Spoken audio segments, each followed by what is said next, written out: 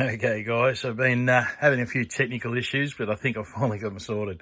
All right, so this video, this little training session is about cordage, just random cordage, AV, you get quite a bit of. I think most of this is AV.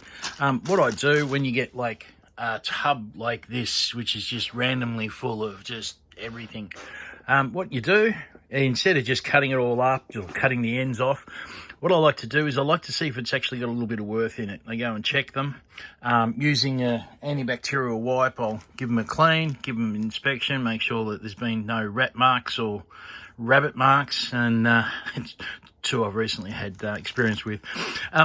So as long as they look okay, they clean up all right, what I'll do is I'll bag them up and I'll put them into a tub. Now, once you've got that tub, that's a resource. And when people who, you know, don't really get what you're doing, they don't really understand it, they just think it's a hobby or you're a bit weird, whatever the case may be, when they need a cord, they tend to come knocking. They tend to get in touch and say, hey, you wouldn't have one of these by any chance? And that's when you just go, yeah, actually, I probably do. Come around, bring something with you to swap if you want, and go through the tub and see what you can find.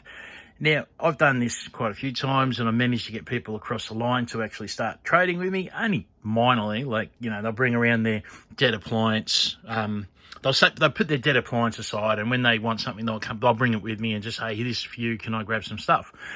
So it's not a huge trade, but it does make a difference when the local community get on board a little bit, or your friends and family. To basically your network, you're building it out. Then there are other options. You can take it down the market or have a garage sale or something similar. Something like this. If you were to go buy 3 of these cords from a brick and mortar shop, you're probably looking, you wouldn't get much change out of $50.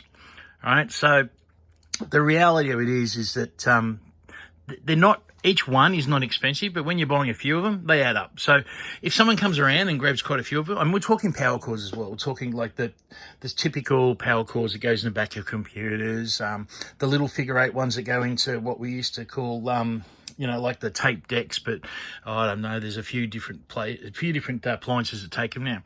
So all of this sort of stuff, you could easily get $2 each or 3 for $5, and if you've got hundreds of them, it makes a difference. You know, all of a sudden you just go, well, this is real pocket money. This I can go and buy some more tools with this, or I can, you know, add it to the rent or the mortgage, whatever the case may be. So it could work. I mean, then you get ones like this one. This is just a high quality one. It's gold plated. It's actually a very high quality one. Something like this, it cost $40 back in the day, maybe even more. But it's just the same as, say, this one here. But just looks a lot better, and you know, it's easy to use because it's got labels on it. And look, if you're helping out older people, they really do appreciate the color coding. They appreciate having the exact correct cordage. The colors match the inputs or the sockets on the back of the machines and things like that. Just makes life easier. Means you don't have to go around there every week just to change one little thing they got it wrong. So once I've cleaned them up, I just put them in the snack bags, or the larger ones will go into sandwich bags. And yeah, then I just put them into, well, first off, they just end up into it like and this one's just in an Audi bag. That's just what I had handy. Then what happens is they'll get sorted into different tubs. Like there'll be an AV tub, there'll be one for power cords, there'll be something for else. And it's a bit of a resource to have. It comes in handy. And you never know, it might actually just get someone across the line to actually respect your weird little hobby of pulling stuff apart.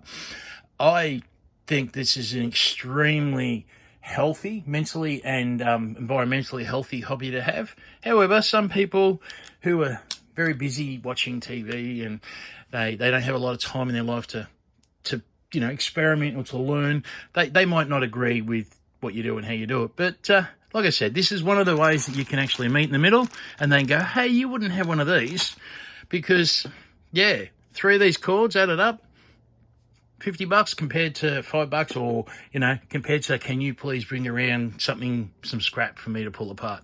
I mean, you can even say to them, on the way over, pick up a dead microwave off the side of the road and that's my payment. Then they will start understanding about micro payments. Now, micro payments are when you're just doing small payments. which, you know, like less than $1, and no one really wants to muck around with silver coins in Australia.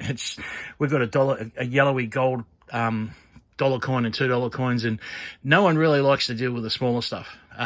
But yeah, the reality, we'll do a video on microtransactions. I've got quite a bit of knowledge to impart on all of that, and that's something that you may not have heard of before, but it's just basically a very tiny transaction. It's like, hey, I'll get a bit of wood for your fireplace, and can I grab some grass clippings from my compost? I mean, we're talking very, very low value. That's all a microtransaction is. All right, hope you enjoyed this one. I am going to try and pump out a few more videos about different random stuff, and then maybe get a few microwaves over and done with. What I might do is I might try and set up the tripod a little bit better. This one was preferably done by hand, but the tripod means that I can just work away and rattle on about whatever. So give you a bit of a story while I'm pulling stuff apart. Got lots of things in my head. I haven't been able to make much videos in the last week, and all this stuff in my head really wants to come out, and I want to put it on tape, on video, so you can at least get something out of it. You don't have to listen to it. You can just watch. You can speed it up. You can put it on mute. I don't care. It's all about imparting the knowledge, and if there's anything at all of value here, then fantastic. And also, just like to have a little bit of shout out to Moose Scrapper. He's an American YouTuber that basically he's one of the old guard. He started off over 10 years ago. I think 12, 15 years ago I was watching his videos. I don't know how long ago it was, but seems like a long time. And yeah, he's back on the air, and fantastic. I really appreciate his stuff. Yeah, so if you ever want to check out real old school scrapper, he's learned along the way, and he's taught me and quite a few YouTubers that you might watch started off watching Moose. So yeah, have a look at Moose Scrapper. Yeah, and see what you reckon. All right, guys, and I'll sign off now, and I'll see if I can pump out another video later on. Okay, see ya.